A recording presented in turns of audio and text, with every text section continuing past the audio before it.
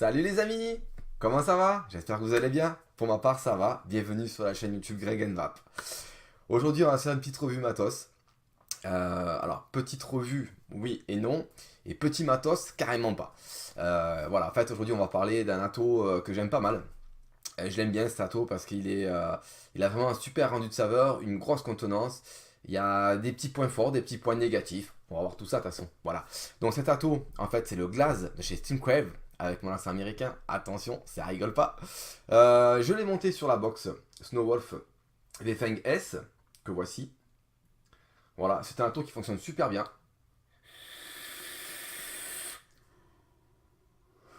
Comme vous pouvez le constater. J'en suis vraiment fan. Un rendu de saveur, bref, on en parlera à la conclusion de tout ça. Allez, je vous dis à tout de suite en plein serré, on va décortiquer tout ça. Et puis après, on fera la conclusion. À tout de suite les amis.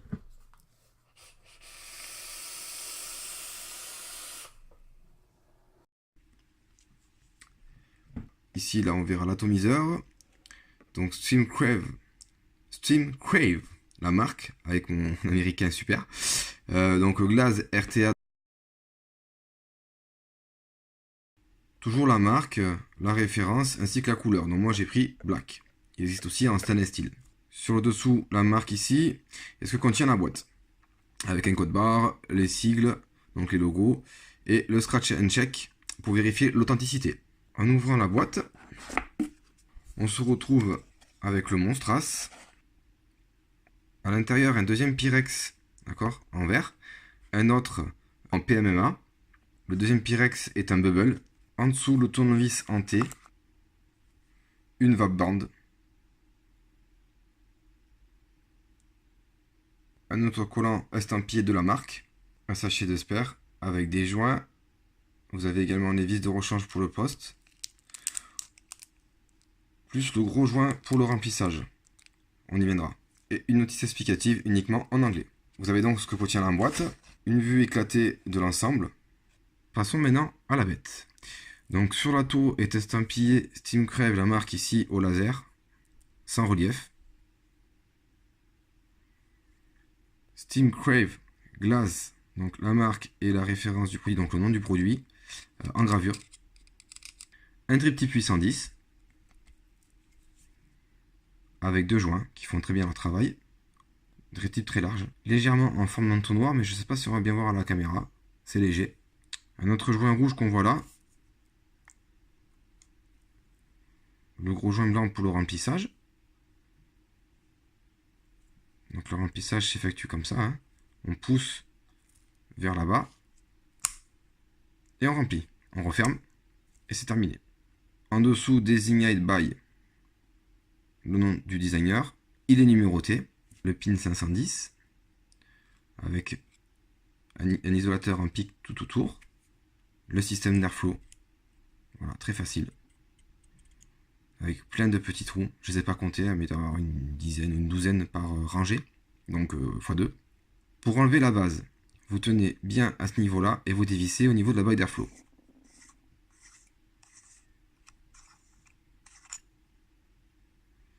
Le plateau. Donc vous avez un système d'encoche. Le filetage. Les filetages sont très propres, sont très bien. Ensuite, vous pouvez enlever le Pyrex. Pour l'enlever, c'est facile. Vous dévissez. Vous tenez cette partie-là, et vous dévissez. Le Pyrex, donc qui est fileté également. Et là, pareil, vous dévissez. Alors, vous voyez, il ne faut pas serrer trop fort, sinon votre Pyrex, il se casse. Comme là. Le filetage, il est fileté en haut et en bas, le Pyrex. On a un gros joint ici pour venir accueillir le Pyrex. Sur la partie haute, vous avez donc la cloche qui est en Pyrex également. Elle est tenue par un joint à l'intérieur. Un joint blanc qu'on voit. Voilà, elle est clipsée, elle est enlevée. Pareil, un gros joint blanc pour venir accueillir le Pyrex, ici. Donc le gros Pyrex à l'autank. La vis ici pour démonter le système haut. À ce niveau-là, afin de pouvoir remplacer le joint de remplissage. Je remets donc ma cloche. Attention, vous en avez qu'une. Hein. Alors, ça se vend, mais vous en avez qu'une. Ensuite, nous avons le plateau. Donc dessus, j'ai monté une paire de fuses fait par mes soins. Donc je les ai mis assez bas au niveau de l'airflow là. Donc c'est du BTR pour visser les pattes. Les trous sont assez gros. Vous pouvez rentrer du gros câble. Cette partie-là est la partie où on met les cotons. Là, pareil. Et il faut savoir que votre pin 510 est réglable. Voilà, je peux le régler. Donc si je veux mettre cet ato sur un mode hybride, je peux. Vous pouvez également démonter le plateau. Mais pour ce faire, il faudra d'abord dévisser le pin 510 entièrement. Et maintenant, je dévisse. Vous avez donc accès au-dessous du plateau. On voit bien la pièce en pique ici, donc l'isolant pour le pin 510, le filetage intérieur. Les airs flous, donc l'air va rentrer par là, et va venir s'engouffrer dans les deux gros trous qui sont ici, pour ressortir sous le coil directement. Vous avez un joint là, hein. Donc ça sert à rien de serrer comme une brute. Une fois qu'il est serré, il est serré quoi. Donc là je serre, voilà, j'arrive au bout, j'arrête. Maintenant je remets mon pin 510. Pour moi il sera assez, même sans le régler, pour le mettre sur un mode hybride. Si vous avez un doute, vous pouvez le dévisser un tout petit peu. Pour le montage des coils, bon ça sert à rien que je vous montre, hein. Vous dévissez les vis là, vous rentrez votre coil le plus bas possible, vous resserrez, pareil pour l'autre côté. Pour le cotonnage cependant, je vais vous montrer. Donc pour le cotonnage, on prend une mèche de coton, on le passe dans le coil, comme d'habitude. Il faut que ça force un petit peu, mais pas trop. Pareil pour l'autre côté. Donc j'avais préparé plus ou moins mes mèches, hein. Voilà. On vient couper les pointes.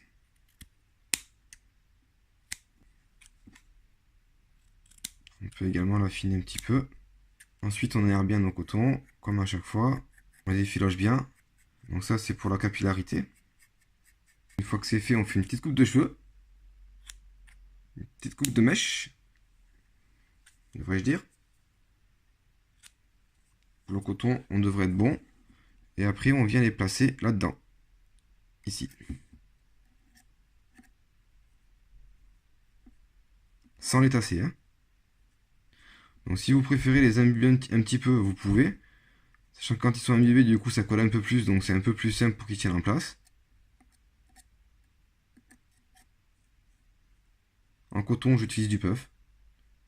Coton japonais. S'il y en a qui se posent des questions.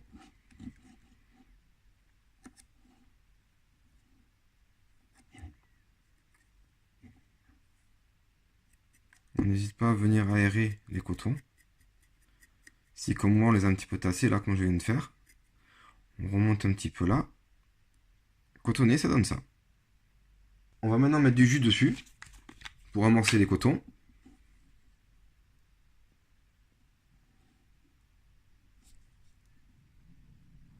Donc je mets mon tarte au citron comme d'habitude, vu que je vape que ça, avec des fuses comme d'habitude, comme ça, mon jugement sur le rendu de saveur,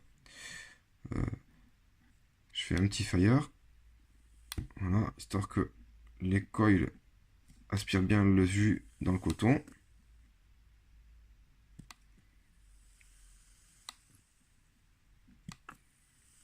Et ça part de là, hein.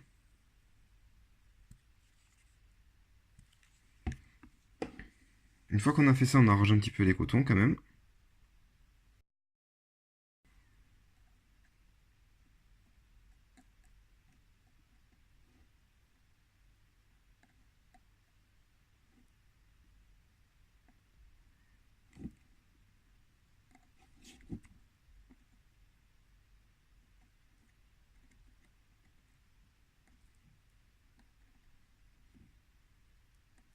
On vient remettre le haut de la tour.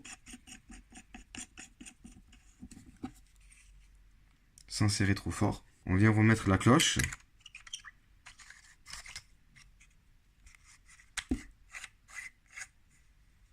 Sans trop serrer. On peut remettre le drip tip. Pour le remplissage, on pousse. On remplit. Alors si on a un doute, on ne remplit pas beaucoup. Au cas où, si on a mal cotonné, si on a peur des fuites. La contenance est de 7 ml.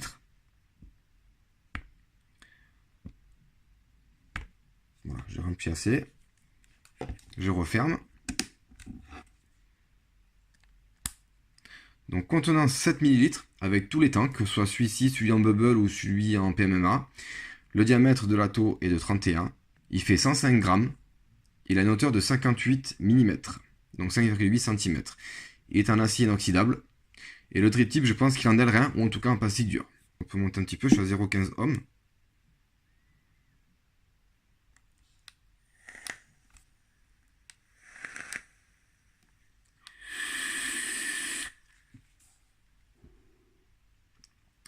Et on repasse un plan large pour faire la conclusion de celui-ci. A tout de suite les amis.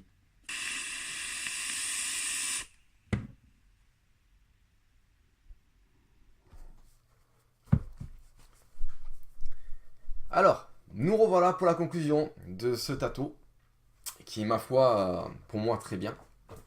Qui sera peut-être moins bien pour certains, du fait de son diamètre de 31 mm.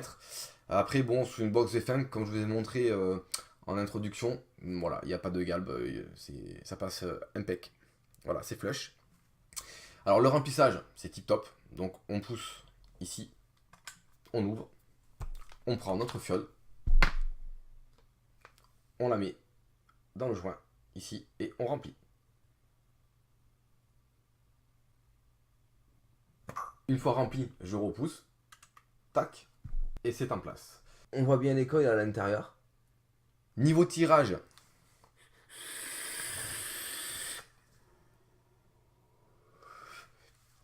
aérien restreint. Niveau vapeur, je vous fais un gros coude si vous voulez. Un gros coude. Je suis à 66 watts, donc 3 volts 40. C'est pas non plus... d'accord.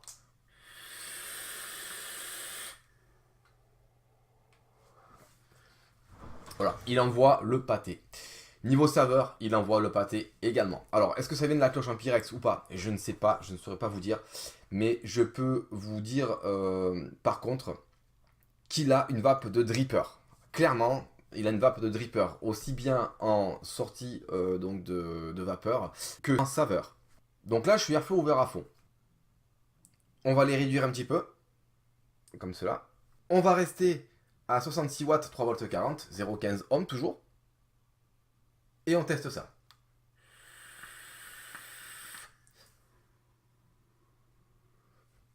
Alors, toujours autant de vapeur, encore plus de saveur, c'est normal. On a restreint un peu les airflows. Alors, ça, on peut faire une vape en 2 temps avec. Hein. Il n'est pas fait pour, mais on peut.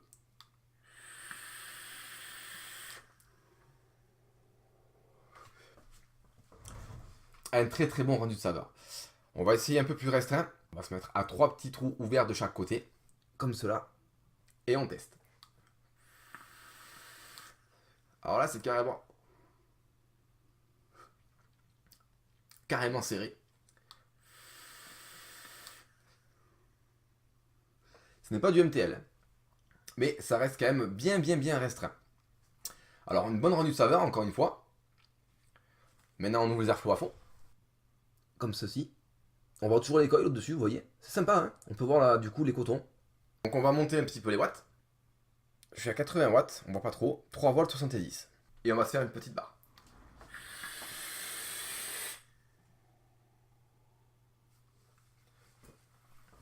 Voilà, ça envoie clairement du nuage.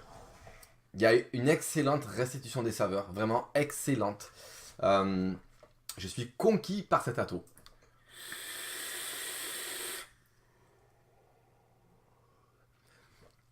Vraiment conquis par le rendu des saveurs, vraiment super.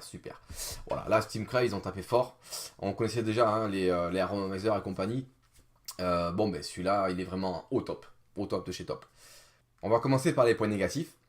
Donc point négatif de celui-ci, c'est la dimension, 31 mm. Mais si on achète ce genre d'atomiseur, c'est qu'on sait à quoi s'attendre. D'accord. Si on prend un 31, c'est parce qu'on prend pas un 24. Donc on a forcément la box adaptée ou pas. Ça dépend déjà. Son gros point négatif, je dirais, c'est le Pyrex, qui donc est fileté. Du coup, il est fragile. Faut pas serrer trop fort, sinon vous le cassez. Vous en avez 3 de rechange. Enfin, vous avez celui de fourni dessus directement, il arrive comme ça. Vous en avez un autre en Pyrex également en format bubble. Et vous en avez encore un autre qui lui est droit en PMMA. Alors PMMA, bien entendu, vous le savez, il faut éviter de mettre des jus assez corrosifs à l'intérieur, assez puissants, comme le citron, parce que ça vous le ronge. D'accord. Pour les points négatifs, on y est. J'en ai trouvé que 2. Maintenant, passons au point positif. Point positif, contenance 7 ml. Juste énorme.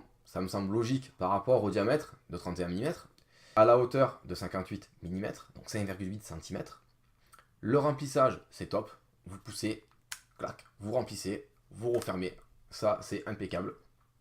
Le rendu des saveurs est vraiment, vraiment, vraiment excellent. En tout cas, avec le montage que j'ai mis à l'intérieur, donc du fuse en full années 80 à 0,15 ohm, donc 0,30 le coil, plus, donc j'ai mis du puff, hein, du simple coton, d'accord, coton japonais, et avec un gourmand, donc un tarte citron meringué. Voilà, je trouve les saveurs vraiment exquises. Autant qu'un dripper. Pour preuve, je vais prendre mon BTFC, qui a remplacé mon drop, je vais tirer une barre dessus et une barre sur celui-là, et je vous dirai, alors, je pense que bien sûr le dripper sera un petit peu au-dessus, mais on ne sera pas largement au-dessus.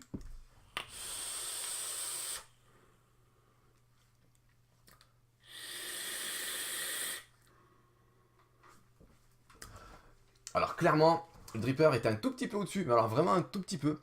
On ressent plus le côté sucré sur le dripper et plus le côté citronné sur l'atto. C'est vraiment un très bon atto, encore une fois, je me répète, je le sais, mais j'en suis vraiment, vraiment super content.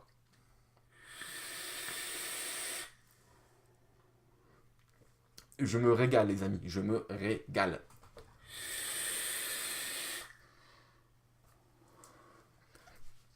Vraiment exquis. On va essayer de pousser un peu plus la bête. Je viens de me mettre à 90 watts, donc 3 volts 91. Et on va voir. Alors déjà, il est à peine chaud, mais à peine, à peine, à peine.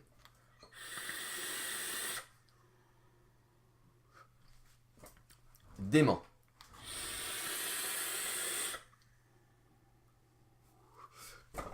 Dément de vapeur, dément de saveur. Oh là là, c'est exquis. Bon, après, bien entendu, ça consomme. À cette puissance-là, c'est logique. Nous passons maintenant à 100 watts, 4 volts. Et on y va.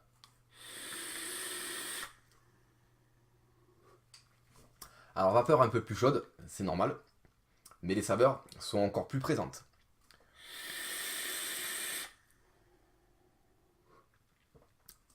Vraiment, vraiment exquis. Des saveurs vraiment exceptionnelles. Je me régale, tout simplement. Alors, ma vape, moi, c'est pas 100 watts, mais c'est vrai que 80 watts, ça me convient très bien. Ouf, on se voit plus, les amis. Donc 80 watts, 3 volts 71. C'est ma vape.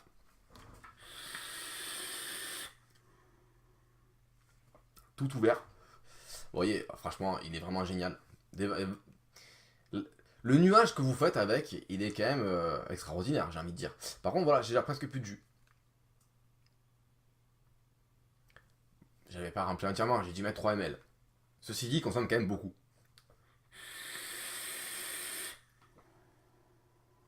Avec ce montage.